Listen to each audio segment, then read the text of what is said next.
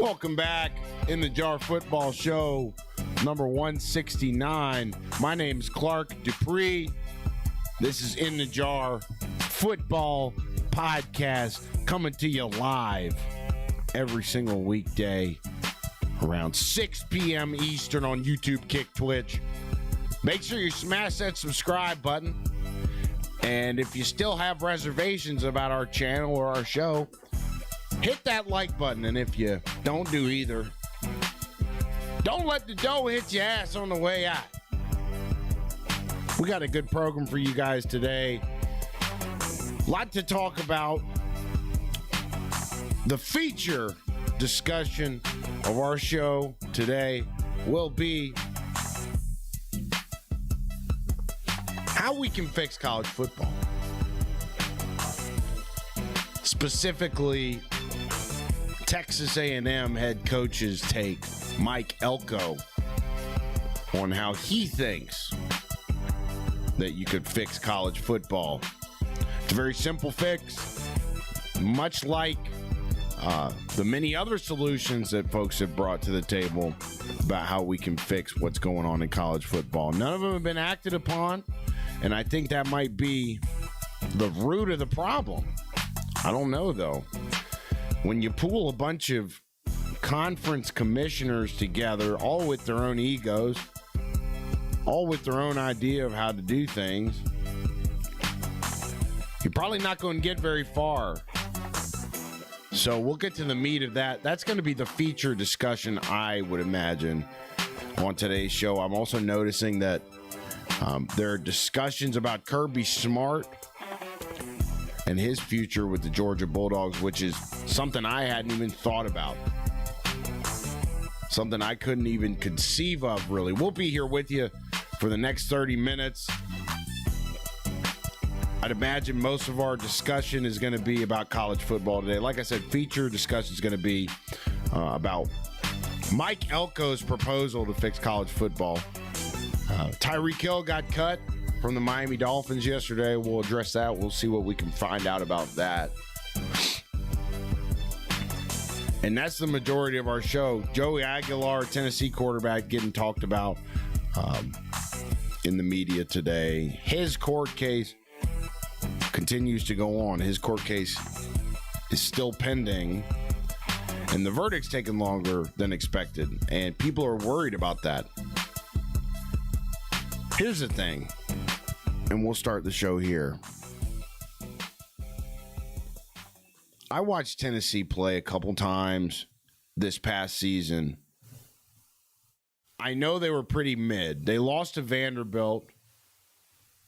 They had a couple other bad losses, did Tennessee. But there are people in the media saying that Joey Aguilar, who, like I said, is fighting for his eligibility in court right now, could eclipse his predecessor, Nico Iamaleava. Now, I think Nico made a bad decision going down to UCLA. They had that big win against Penn State early in the season, part of what got James Franklin fired. But other than that, you did not hear about Nico Iamaleava. I'll give the benefit of the doubt. He was playing on the West Coast, but he made a bad decision leaving Tennessee. People are starting to say that Joey Aguilar was somebody that could eclipse Nico in terms of ability. They're saying this court case is a big deal because Joey Aguilar greatly affects outcomes for the Tennessee Volunteers. There's a lot of people saying that their record as a team last year would have been a lot worse without him. I think he's mid. I think Tennessee's mid. They got one of the biggest, loudest stadiums in the country.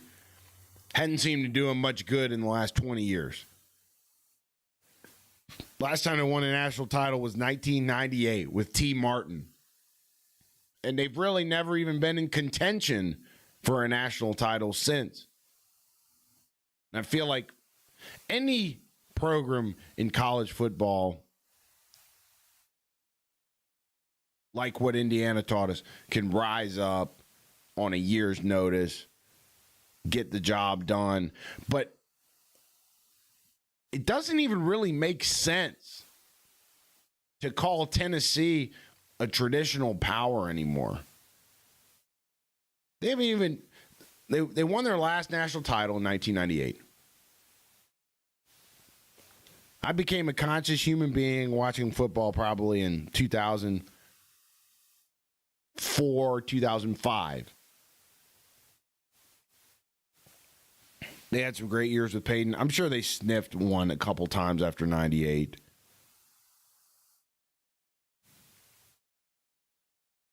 But really, I can't remember any time in the last 2 decades where Tennessee was a serious pick to go to the national championship. And it seems like the traditional powers that we're talking about in college football, let's call it programs with stadiums of 100,000 plus. How's that? It seems like those type of programs are having the hardest time right now for whatever reason. You'd think that they have all the resources, they have all the everything. And yet, Indiana is able to come in there and get it done. And I'm sure you'll see a few more stories like that in the next 5 years, 10 years. Like just to try and pick next year's national champion in college football feels like posting a newspaper on the wall and throwing a dart at it of every organization, every program in college football.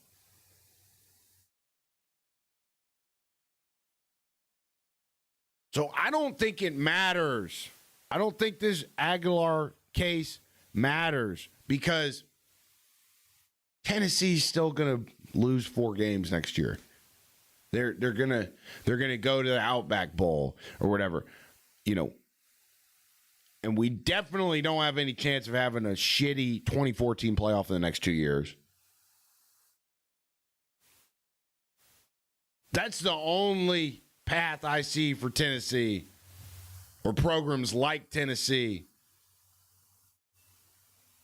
getting even close to a national title is if we moved it to 2014, we made it non-exclusive. We completely dilute and degrade the meaning of regular season games. Conference championships be done. I mean, what happened to the days where a conference championship meant something? But people are nervous. I don't know why they're nervous. Every single case between a player and college football that comes up goes to court. Every single one so far has been ruled in favor of the player. How many headlines in the last 2 or 3 weeks have we covered about Trinidad Chambliss? NCAA denies Trinidad Chambliss. Okay, Trinidad Chambliss is going to appeal. He appeals. They deny his appeal. And then 3 days later, I don't even know if it was 3 days, you get a headline, Trinidad Chambliss is good to come back. He won his court case. Every single case between player and college football right now is going in favor of the player. That's why you got high school recruits having big name head coaches show up to their house for an in-home visit and they're wearing PJs. No tarp. They don't even pose for the picture. They just stand there menacingly.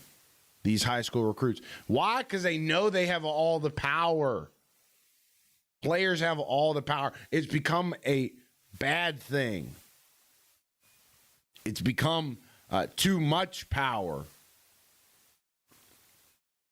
So I don't even know what, the way I prepare for this show, I pull together resources from all over the place, trying to figure out what's talked about. And time again, these court cases come up. And I don't even know why we're talking about it anymore, because I think it's a good use of our energy to just assume that every single case between a player and college football that's going down right now is going to go in favor of the player. For Tennessee, I don't think it matters, because I think they got a mid-team, a mid-program, and I think Joey Aguilar is also mid. Hope he proves me wrong. Moving on. This is an interesting one that I noticed. Not too, I'm just saying words for the hell of it now. Kirby Smart on the hot seat, talking about playoff exits. 2 years in a row, Georgia has not won a college football playoff game. 2 years in a row, they've gotten a bye, and they exited in the quarterfinals. Are you growling? I got this dog on my feet. Y'all hear that? Go Dogs. Kid, stop. All right, back to the show. So Georgia fans are not happy about these last 2 years. Rightfully so. I think when didn't they repeat? Last time the SEC won it was them. I think it was January of 2023 when they beat the shite out of the Texas Christian Horned Frogs at SoFi Stadium. I went to that game. One of the least competitive football games I've ever seen in my life. And then the year before that, I think Georgia won it as well, no? Because Michigan won it in 2024, Ohio State won it in 25, and then Indiana won it in 26. Dirty 30 in the chat. Shout out to my brother, Dirty 30. He says he's a Georgia fan, and he's not too happy with the coaching staff. 2 years, no college football playoff wins. The year before last, you had to throw damn Gunnar Stockton into the fire because Carson Beck was out. They get beat by Notre Dame. But I think in a way that was good for your program. In a way, I feel like that Notre Dame quarterfinal game was good for the University of Georgia football program, because I feel like Gunnar Stockton getting thrown into the fire like that during that game was very good for his confidence. I think it was very good for him as a leader. I think Gunnar Stockton's the kind of guy that thrives when you throw him into the fire a little bit. So I think in a way that game was good for him. And this past year in the Sugar Bowl, look, Ole Miss was just hooping, guys. They were on an emotional high, pissed off because their coach left them. I mean, you think about motivation to go out and show everybody. That's the most potent, lethal kind of fuel that you can have as a football team. What Ole Miss had in that Sugar Bowl. Y'all go back and watch that game. Watch the tape. And watch Ole Miss's defensive front the whole game. They were hooping. I came away from that Sugar Bowl game thinking that Ole Miss was going to go the rest of the way. I'm pretty sure I put a couple bucks on them to go the rest of the way. They didn't. And that was probably my SEC bias brain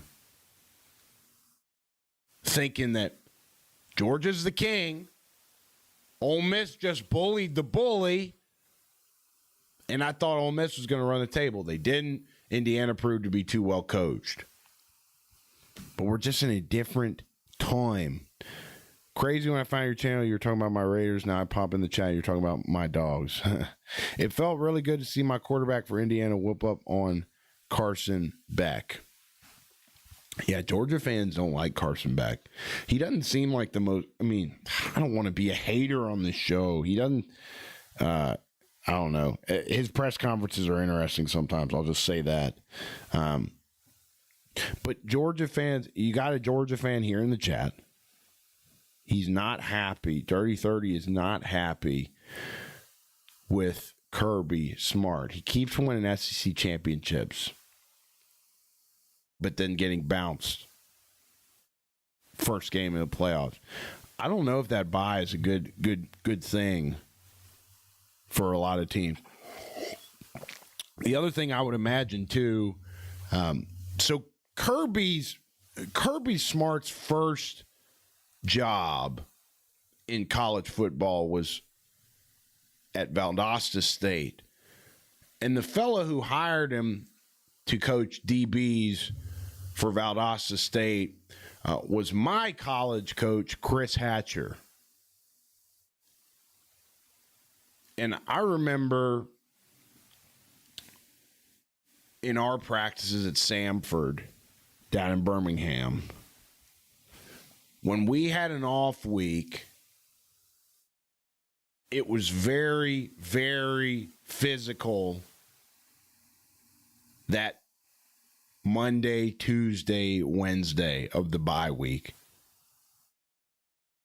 And Kirby's a much more fiery coach, I would argue, in some ways, than my head coach, Chris Hatcher. They come from the same tree. So it makes you think, what does Georgia do? What has Georgia done with that bye week in the last 2 years? I would guess that in that first week, Monday, Tuesday, Wednesday, Kirby's actually absolutely letting them hammer each other. Probably inside drill. They had Bloody Tuesdays every week. I know that. Bloody Tuesday, hour and a half of inside drill and practice. For those who maybe don't know what that is, inside drill is 5 O-linemen, sniffer or tight end, maybe one slot receiver. They don't really do anything in this drill. Quarterback, back. And then on the defensive side of the ball, it's bigs and mids. You know, there's not really maybe there's one safety in the drill. And it's just handoffs. It's just trench warfare pretty much. It's the most brutal drill you can do on a football team, I think. Inside drill. Over and over and over again. Just fits. Banging. Even with helmets, shoulder pads, shells.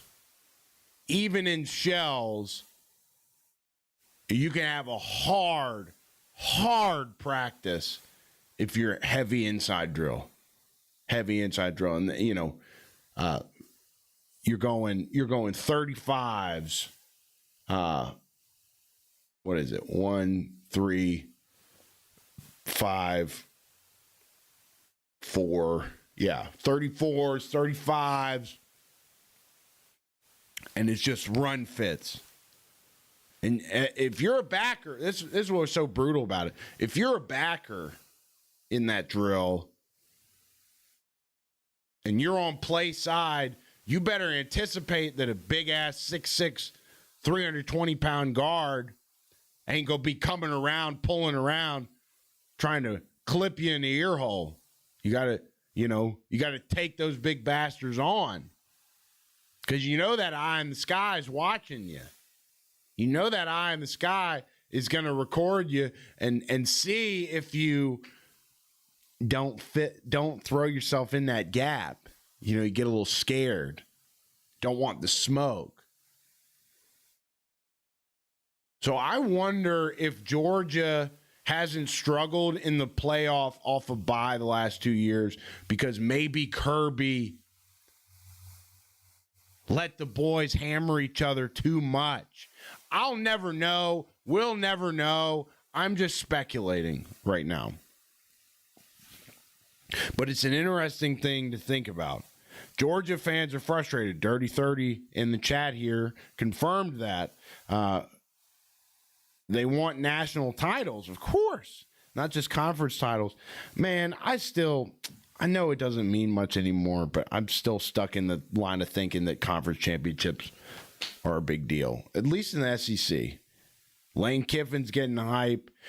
Texas is getting hype. Trinidad headed back to Ole Miss, which I love. I didn't go to Ole Miss, but I do love them. A lot of family goes there. So I love Ole Miss. But how many of the, Kirby beat Ole Miss in the regular season. Ole Miss comes back and beats him in the Sugar Bowl. So Pete Golden's got that one. Again, I feel like Ole Miss was absolutely balling that game, though. I feel like Ole Miss could have beat anyone in the country that night with that motivation they had. But I think Kirby's hot seat proof. You don't have many people like Kirby Smart in college football at all. And if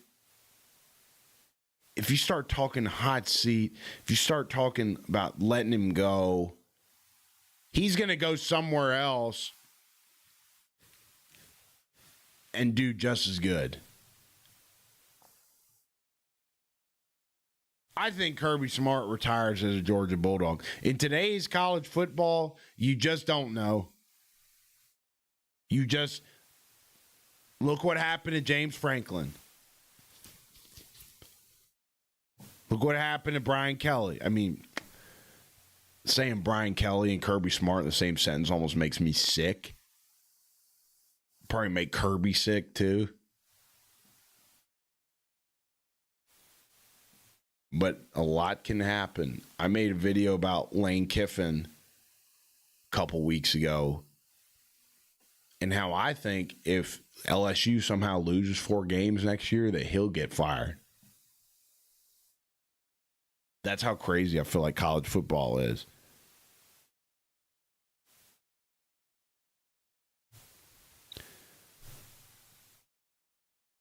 So I don't think there's any chance that Kirby goes on that hot seat. I don't think there's any reason that Kirby goes on that hot seat. The fact that this is even a discussion on my outline today is very surprising to me.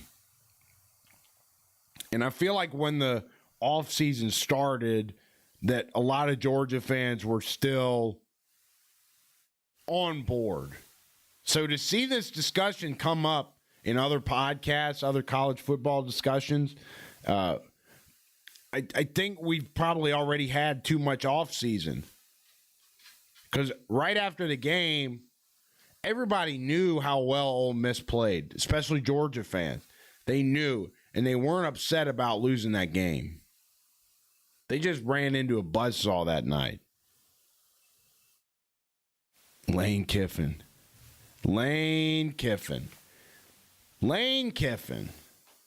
Dude, I'll be damned if I don't go to that Ole Miss LSU game in Oxford next year. I will be damned. I'm already seeing tickets are like $500 just to get in the building. I'm hoping I can get in touch with my big cousin and finagle my way on in there. But even so, man, that game's going to be sick, dude. It's going to be absolutely sick. Bobo, the offensive coordinator. He was getting talked about a lot. That'd be so sick if we could actually follow what's going on in spring ball. You really can't. Man, I just realized I have to pee, and we haven't even covered the feature discussion of our show today. So let's do that. Probably get about 10 minutes more here and get you guys out of here, let you enjoy your evening. I'm sure you are already watching the show, but Mike Elko, Texas A&M's coach, kind of a weird bird, that guy, said that college football is a $1.2 billion industry, probably more with no singular voice in charge. You've got a president of every conference, commissioners everywhere, all looking out for their own conference's interests, not the sports interests. Here's the problem. Greg Sankey's job is to make SEC decisions best for the SEC. Tony Petitti's job is to make Big Ten decisions that are best for the Big Ten. When they all sit down to discuss the playoff, they're not thinking what's best for college ball. They're thinking what benefits my conference. It's impossible for everybody to win here.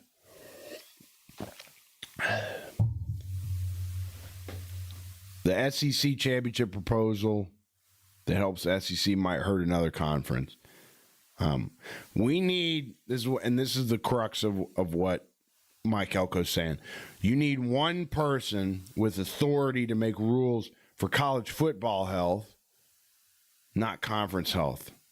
Playoff format, NIL, expansion, centralize it. Would college football be better? Probably. Is it possible? Maybe.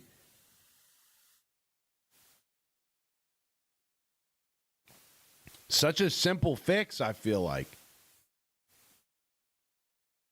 But in order to make, think about a big company in corporate America.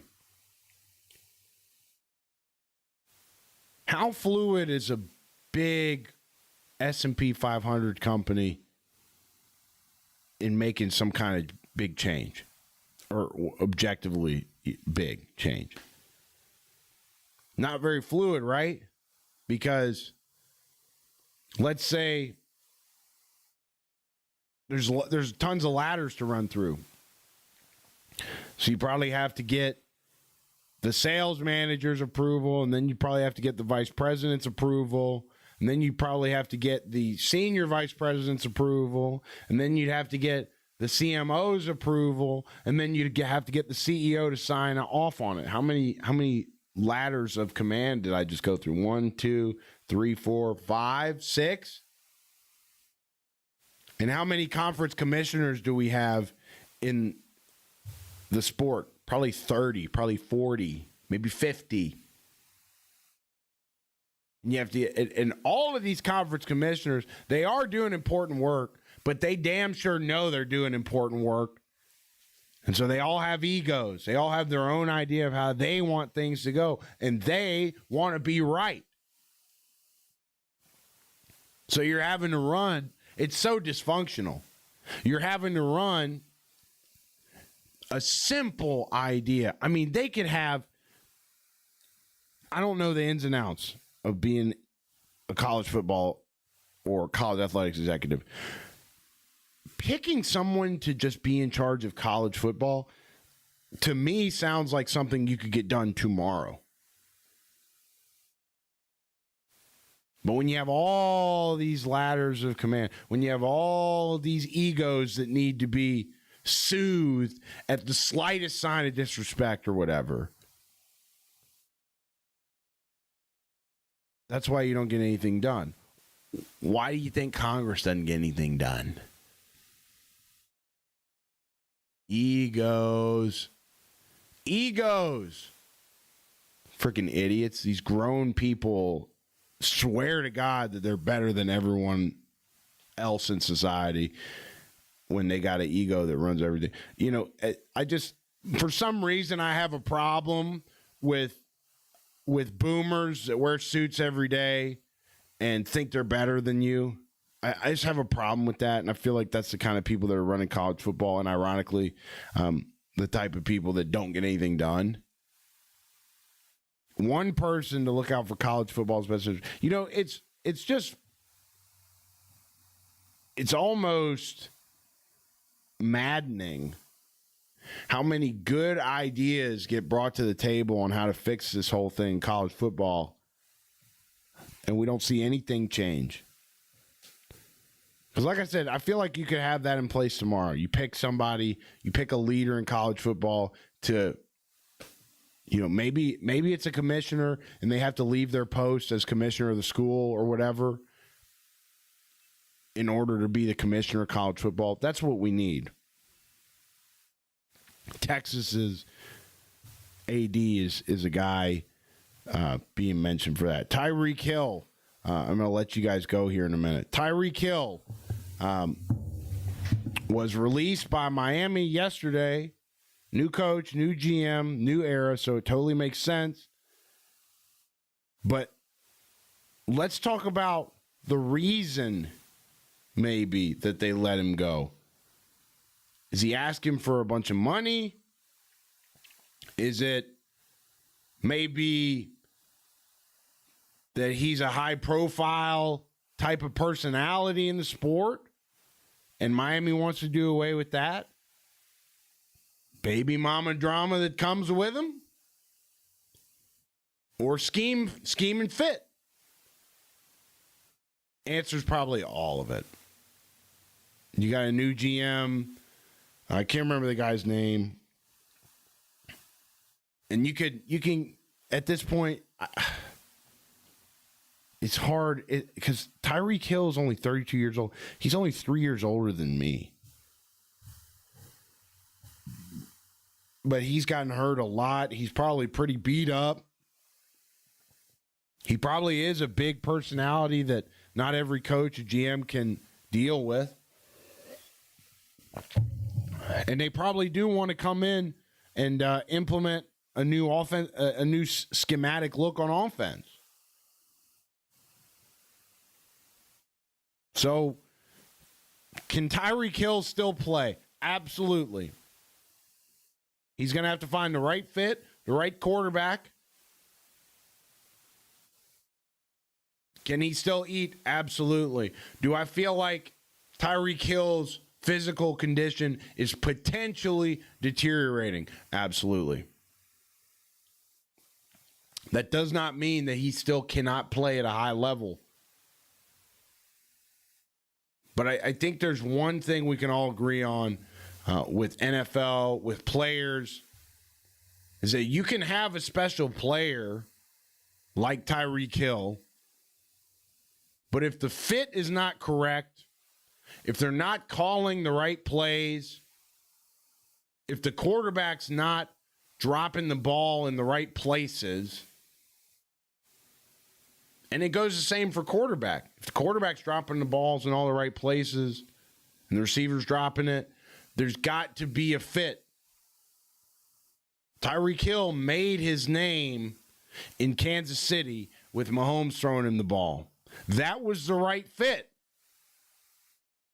They ended up having to move him. I can't remember what the story was there, but they end up having to move him. Tyreek Hill has got, I'm pretty sure, 9+ kids, maybe more, with different women. Tyreek Hill kids. How many? Okay.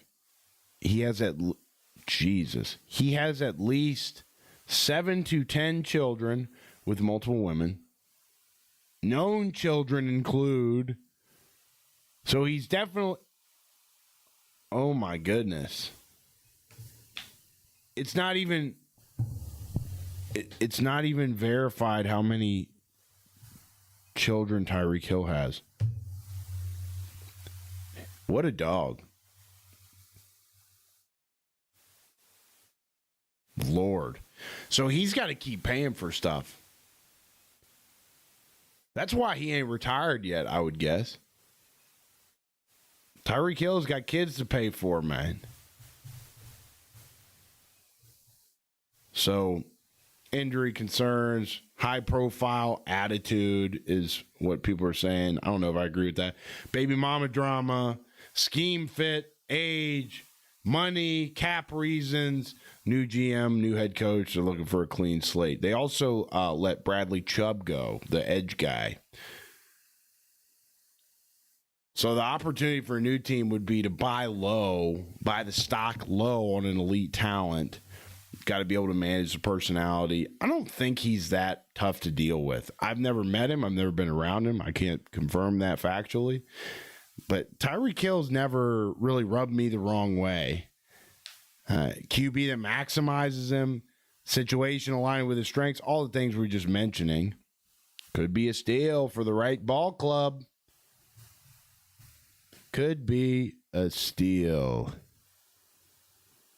Johnny in the chat. I don't know if I've seen Johnny before. Welcome to the show, brother. Can you define thermodynamics? Is that the way that different temperatures interact with each other? Let me know, brother. So we covered Tyreek Hill.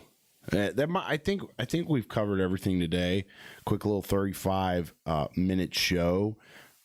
I'm going to take some time here. We're going to start coming on here maybe a bit earlier. So make sure you pound that subscribe button. That's all I've got today, guys. Make sure you pound that subscribe button. We're here every single weekday around 6 Eastern. I'm thinking about moving that up. We were early yesterday. If I do move it up, I will let you guys know. Johnny says, hell no. What is it, sir? Let me know. Thermodynamics is what. That's not a hell no. I don't think my guess was that bad. The way different temperatures interact with each other. Thermodynamics. You know? But that's really all I've got today. I really have to urinate. It's part of why I'm leaving. And we're going to go to jiu-jitsu as normal. Hit a little recovery cycle after the fact. Post clip, get in bed. Have some dinner. That's the way most days go, baby. All right. You guys enjoy your evening. We'll be back tomorrow. Subscribe to the channel so you don't damn miss it, okay? Bye.